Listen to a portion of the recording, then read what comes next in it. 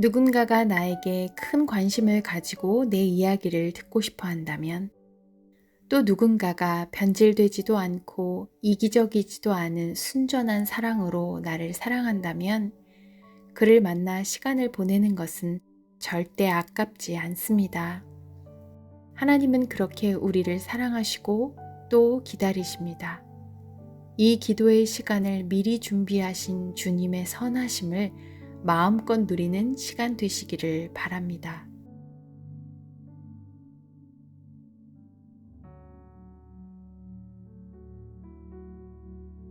신명기 7장 7절. 여호와께서 너희를 기뻐하시고 너희를 택하심은 너희가 다른 민족보다 수효가 많기 때문이 아니니라. 너희는 오히려 모든 민족 중에 가장 적으니라.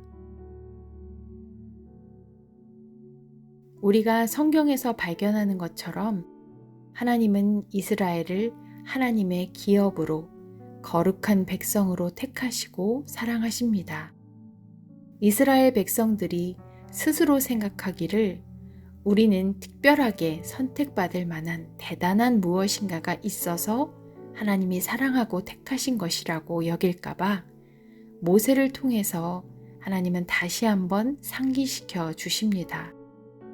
수효가 많아서 힘이 있고 전쟁에 능할 것 같아서 택한 것이 아니라는 것을요. 그러면 숫자가 가장 적어서 택하셨을까요? 아닙니다. 이유는 이어지는 8절에 이렇게 나옵니다. 너희를 사랑하심으로, 그리고 너희 조상들에게 하신 맹세를 지키려 하심으로 애굽왕 바로의 손에서 끌어내셨다고 하십니다. 하나님의 우리를 택하시고 사랑하심은 우리의 어떠함에 있지 않습니다. 우리가 능력이 많든 적든, 우리가 선하든 악하든 하나님의 사랑하심을 입기 위해 우리가 할 수 있는 것은 아무것도 없다고 하십니다. 하나님의 조건 없는 사랑은 그렇게 강하고 그렇게 신실하십니다. 오늘 이 시간에는 왜 나를 사랑하시냐는 물음에 너를 사랑하기로 했기 때문에 사랑한다고 대답하시는, 너라서 사랑한다고 말씀해 주시는 하나님의 음성을 잠잠히 듣는 시간을 갖겠습니다. 하나님이 기대하시는 삶을 살아드리지도 못하는 것 같고 한없이 약하여 대단한 일을 이루어내지도 못하는 것 같은 나의 모습을 덮고도 남을 큰 사랑으로 사랑하시는 하나님의 마음을 묵상하는 시간을 갖겠습니다.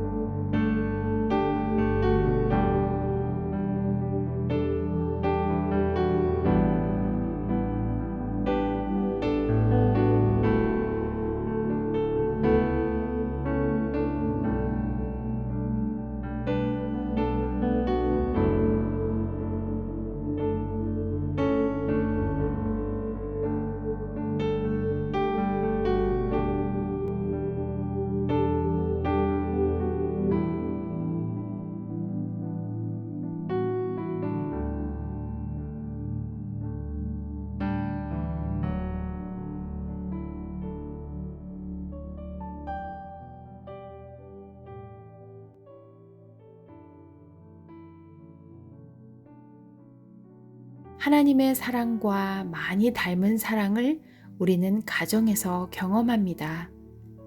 하지만 가정이 아프고 병들어 때로는 그 안에서 더 상처를 받고 때로 외로움을 느끼게 되기도 합니다. 우리의 가정에 하나님이 설계하신 가정의 원형이 회복되도록 그의 사랑이 막힘없이 다음 세대에게 그리고 부부에게 흘러가게 하시기를 기도하겠습니다. 예수님이 보여주신 것처럼 용납과 용서가 있고 공감과 이해가 먼저인 성숙한 사랑이 기초가 되는 가정이 되게 해주시도록 함께 기도하겠습니다.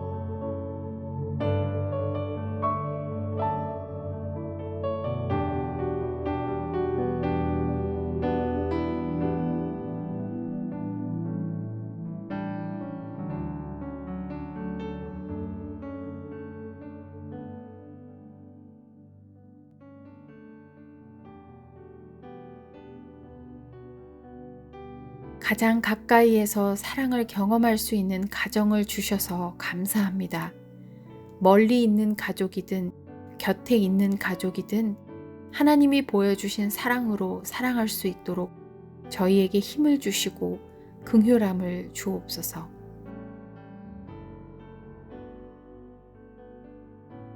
이번에는 북한의 그리스도인들을 위해 기도하겠습니다. 발각되는 대로 성경은 불태워지고 먹을 것을 구할 수 없는 척박한 곳으로 쫓겨나기도 하고 심하면 감옥에 갇히기도 하지만 주님께 예배하면서 감사하고 하나님의 자녀인 것을 기뻐하는 그들이 믿음을 견고히 지켜가도록 더 가까이 임재하시고 위로하시는 하나님의 동행을 누리며 살아가도록 함께 중보하겠습니다. 그리고 우리 개인의 기도의 소원도 더불어 구하며 기도의 씨앗을 마무리하시기 바랍니다.